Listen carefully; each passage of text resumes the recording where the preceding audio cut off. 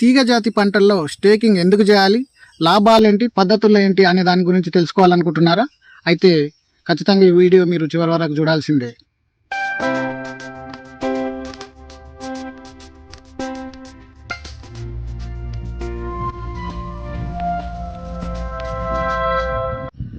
Welcome to Sujatha agri farm. మనం పెంచే తీగజాతి మొక్కలు అంటే కాకర, బీర, సొర, పొట్లకాయ లేదా టమాటా వంటి మొక్కలు నేలపై పాకడం కంటే పైకి పాకితే ఎక్కువ దిగుబడి వస్తుందని మీకు తెలుసా?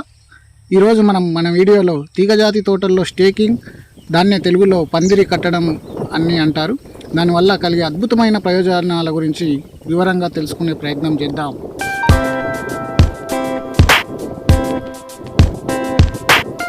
అసలు స్టేకింగ్ అంటే ఏమిటి?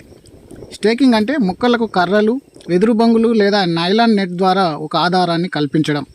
తీగజాతి మొక్కల కాండం చాలా సున్నితంగా ఉంటుంది కాబట్టి అవి నిటారుగా పెరగడానికి సపోర్టు చాలా అవసరం ఉంటుంది. అయితే ఆ స్టేకింగ్ ఎన్ని రకాలుగా వేయచ్చు, ఏ టైంలో మనకు పంటకు వాడుకోవాలనే దాని గురించి మనం తర్వాతి వీడియోలో తెలుసుకునే ప్రయత్నం చేద్దాం.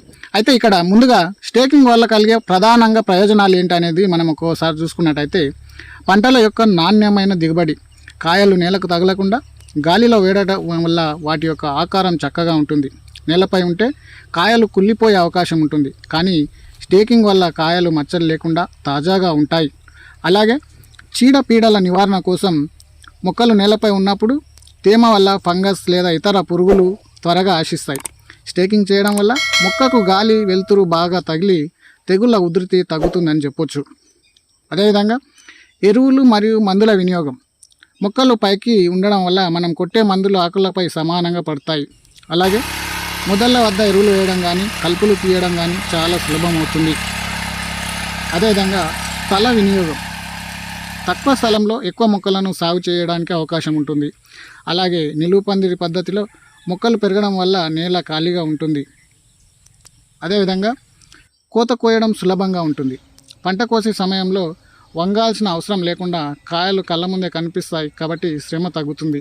ఆ విధంగా కాయలను కోయడం సులభం అవుతుంది. తక్కువ ఖర్చుతోనే వాటిని వేగంగా తీసుకునే అవకాశం దొరుకుతుంది.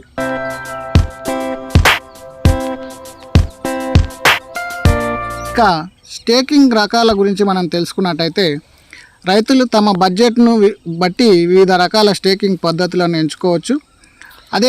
తక్కువ ఖర్చులో అయితే వెదురు కర్రల పద్ధతిని వాడుకోవచ్చు. అదేవిధంగా శాశ్వత పందిరి అయితే వైర్లతో కూడి సిమెంట్ స్తంభాలు లేకుంటే రాతి స్తంభాలతో పర్మనెంట్ శాశ్వత పందిరి అనేది వేసుకునేటందుకు అవకాశం ఉంటుంది.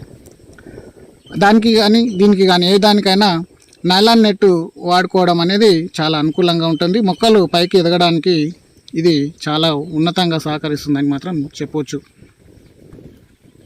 ప్రస్తుతం స్టేకింగ్కు సంబంధించి ప్రభుత్వం ద్వారా అనేక సబ్సిడీ పథకాలు ఉన్నాయి.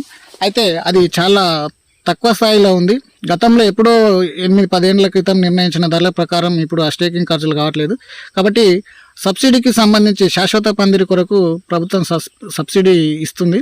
దానికి సంబంధించి పూర్తి వివరాలు నెక్స్ట్ వీడియోలో తెలుసుకునే ప్రయత్నం చేద్దాం. వీడియో ఇంకా లాంగ్ అవుతుంది కాబట్టి మొత్తం ఇందులోనే చెప్పడం సాధ్యం కాకపోవచ్చు.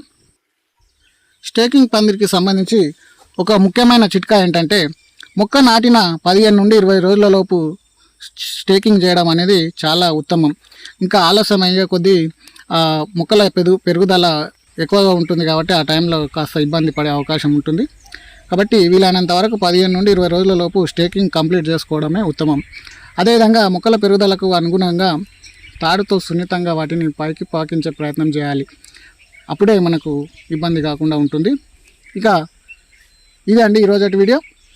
చూశారుగా, తీగజాతి తోటల్లో స్టేకింగ్ చేయడం వల్ల పెట్టుబడి మొదట్లో కొంచెం పెరిగినా దిగుబడి, నాణ్యతలో వచ్చే లాభం అంతకంటే ఎక్కువే ఉంటుంది. ఈ సమాచారం మీకు నచ్చినట్టయితే వీడియోను లైక్ చేయండి, మరియు మీ తోటి రైతులకు షేర్ చేయండి.